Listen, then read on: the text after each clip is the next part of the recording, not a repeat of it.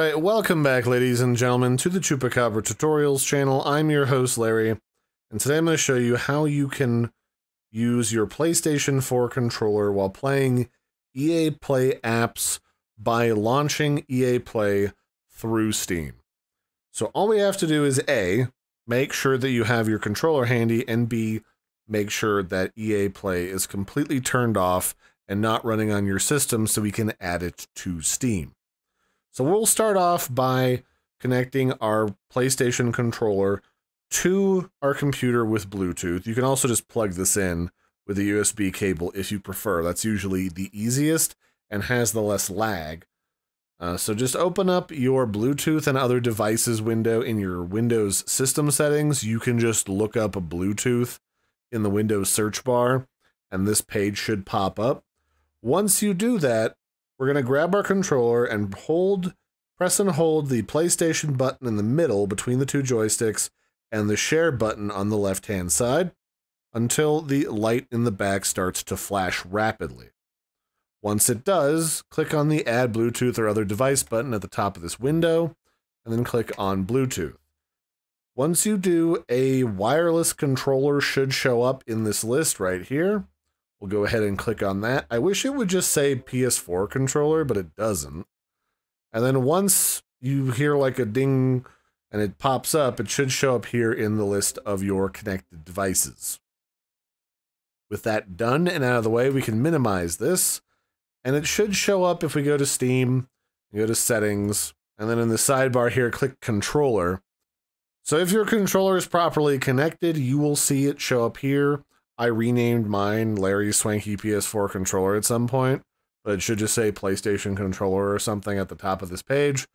And then you just want to go through and make sure things like rumble are on or off, depending on if you want that. And then you've got PlayStation controller support is fully enabled in this little menu here. If for whatever reason this is acting like a mouse and keyboard when it shouldn't, you can go into the desktop layout section here. And then you can click on this button here for the layouts. And then you can go into the community layouts and play around with some of these other layouts to make sure that it behaves the way that it's supposed to. You've actually even got people who make specific layouts depending on what game you play.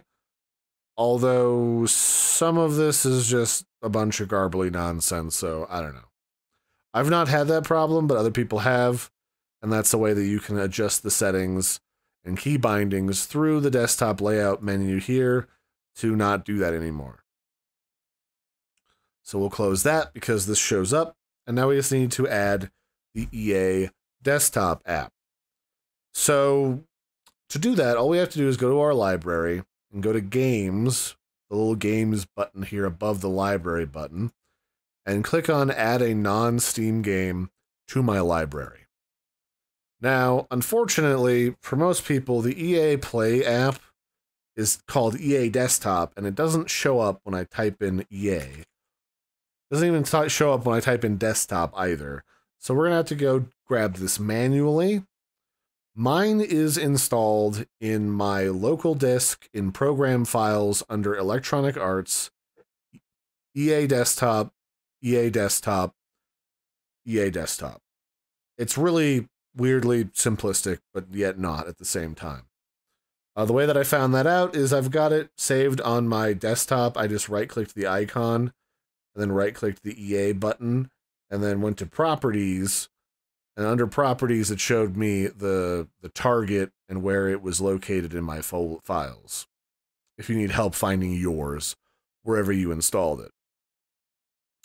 So we're just going to go to this PC, Local Disk, Program Files, Electronic Arts, EA Desktop, EA Desktop, and then we want to find the app that's literally called, you guessed it, EA Desktop. And we're going to open that.